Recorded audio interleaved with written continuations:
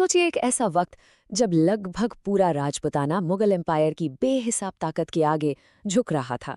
तब एक इंसान था जिसने हार मानने से बिल्कुल साफ इनकार कर दिया। एक ऐसा राजा जिसने कॉम्प्रोमाइज नहीं बल्कि हर दिन का स्ट्रगल चुना। आज हम उसी एग्जैक्ट मोमेंट के बारे में बात करने वाले हैं जब ये टकराव अपनी सारी हदें पार कर गया। Haldi Ghati 1576, the battle, the sacrifice, the survival. आज के इस एक्सप्लेनर में हम एक ऐसी हिस्टोरिकल जर्नी पर चल रहे हैं जो 1576 के इन लेजेंडरी इवेंट्स को हमारे सामने बिल्कुल जिंदा कर देगी। हम उस युद्ध को समझेंगे जिसे इतिहास ने अक्सर गलत पढ़ा है, एक ऐसे बलिदान को देखेंगे जो नामुमकिन सा लगता है, और मेवाड़ के जंगलों की उस ब्रूटल सर्वाइवल को महसूस करेंगे जिसने इस अजीम राजा की आत्मा को झकझोर कर रख दिया था। ये एक बिल्कुल सच्ची और रोंगटे खड़े कर देने वाली कहानी है। तो चलिए शुरू करते हैं Haldi Ghati a historic war. Day थी 18 जून 1576। अरावली की उन तंग पथरीली पहाड़ियों में सुबह का एक अजीब सा सन्नाटा छाया था। पर दोस्तों, ये सन्नाटा एक भयानक तूफान से ठीक पहले का था। एक तरफ थे महाराणा प्रताप और दूसरी तरफ अकबर के सबसे खास जनरल मान सिंह। अब जरा इस स्केल को इमेजिन कीजिए। मुगल आर्मी प्रताप की फोर्सेस से 3 गुना बड़ी थी, लिटरली 3 गुना। बाकी दुनिया को तो यही लगा कि भाई ये बैटल तो एक दिन में ही खत्म हो जाएगी। पर वो लोग कितने गलत थे, क्योंकि बैटल की शुरुआत ऐसी हुई ना जिसे देखकर सब दंग रह गए। प्रताप की फोर्सेस ने वेट ही नहीं किया। उन्होंने ऐसी तेजी और रॉ करेज के साथ सबसे पहले अटैक किया कि मैसिव मुगल आर्मी एक पल के लिए पूरी तरह हिल गई। ऊपर पहाड़ियों से भील ट्राइब ने तीरों की बारिश शुरू कर दी। दोपहर होते होते वो पतली घाटी हाथियों, घोड़ों और तलवारों की ऐसी अफरा तफरी में बदल गई जहां हल्दी घाटी की मिट्टी सच में पूरी तरह लाल हो चुकी थी। और उस एब्सोल्यूट केओस के बीचों बीच एक डिफाइनिंग क्लाइमैक्टिक मोमेंट आता है। मान सिंह, जो अपने विशाल वॉर एलिफेंट पर बैठकर अपनी आर्मी कमांड कर रहे थे, वो एकदम महाराणा प्रताप के आमने सामने आ जाते हैं। टेंशन एब्सोल्युटली अपनी पीक पर थी। जस्ट सोचिए कैसा लगता होगा जब एक घोड़ा बैटलफील्ड में एक फुली आर्मर्ड हाथी से भिड़ने का चैलेंज लेता है। प्रताप अपने लेजेंडरी नीले घोड़े चेतक पर आगे बढ़े। चेतक की फुर्ती सच में अनबिलीवेबल थी। वो हवा में उछला और अपने आगे के दोनों पैर उस विशाल हाथी के सर पर जमा दिए।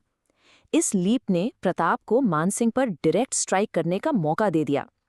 मानसिंह उस वार से मुश्किल से जिंदा बचा। पर नीचे आते वक्त एक बहुत ही बड़ी ट्रेजेडी हो गई। हाथी के तस्क ने, यानी उसके दांत ने, चेतक के पैर को बुरी तरह काट दिया। और यहीं से शुरू होता है हमारा अगला chapter, Chetaks immortal sacrifice. Mansingh पर हुए उस अटैक के ठीक बाद मुगल आर्मी ने तुरंत रिएक्ट किया। वो तेजी से आगे बढ़े और उन्होंने महाराणा प्रताप को 3 तरफ से घेर लिया।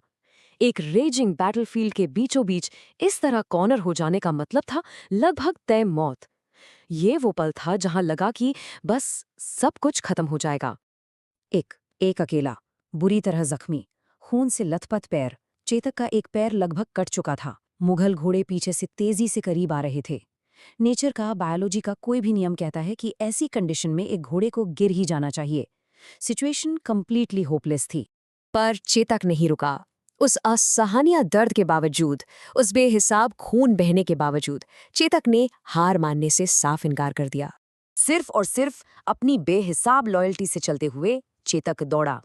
वो अपने राजा को अरावली के उन खतरनाक पथरीले रास्तों पर लेकर भागा। उसने उस घने जंगल को किसी तरह पार किया। दुश्मन ठीक उनके पीछे थे, पर वो चलना नहीं भूला। एक एक दर्द भरा कदम आगे बढ़ाता रहा, जब तक कि उसने महाराणा प्रताप को बिल्कुल सेफ जगह पर नहीं पहुंचा दिया। और जैसे ही उसे पता चला कि उसके राजा अब बिल्कुल सेफ हैं, चेतक गिर गया। उसने अपना सब कुछ दे दिया था और वो फिर कभी नहीं उठा। इस पल के हिस्टोरिकल अकाउंट्स पढ़कर ना सच में आंखें भर आती हैं। महाराणा प्रताप, एक सख्त राजपूत योद्धा जिसने अपनी पूरी जिंदगी दर्द और युद्ध में बिता दी, बिना कोई कमजोरी दिखाए वो अंदर से टूट गए। The king who never shed a tear in his entire life wept that day. एक ऐसा राजा जिसने अपनी पूरी जिंदगी में कभी एक आंसू नहीं बहाया था, उस दिन अपने सबसे प्यारे साथी के पास बैठकर फूट फूट कर रोया। आज भी अगर आप हल्दी घाटी जाएंगे ना, तो वहां पहाड़ियों के बीच एक स्मारक खड़ा है।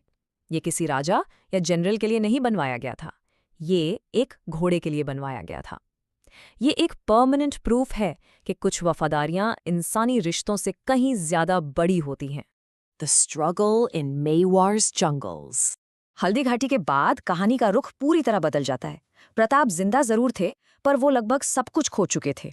उदयपुर के उन ग्रैंड पैलेसेस से लेकर इस हार्श और खतरनाक जंगल तक का सफर, एक ऐसी रॉयल ट्रेजरी से जहां बेशुमार दौलत थी, वहां से बिल्कुल जीरो वेल्थ तक आ जाना। कहाँ वो शाही दावतें और कहाँ अब जंगल के फल और घास की बनी रोटियां। ये एक बहुत बड़ा शिफ्ट था। प्रताप का वो अटूट फैसला कि मैं अकबर के आगे नहीं झुकूंगा, इसकी उन्हें बहुत बड़ी कीमत चुकानी पड़ी थी।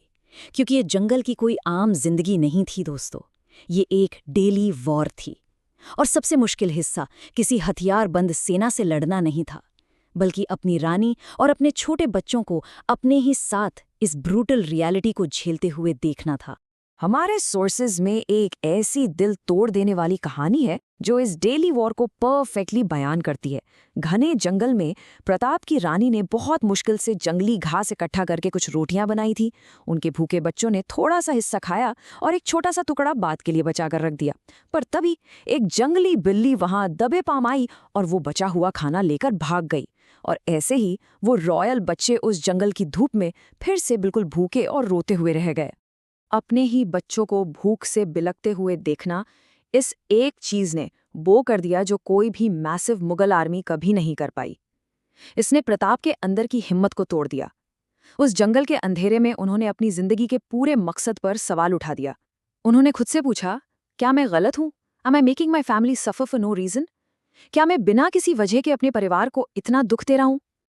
और उस एब्सोल्यूट डिस्पेयर के पल में एक ऐसी हिस्टोरिकल सच्चाई निकल कर आई जो हैरान कर देती है।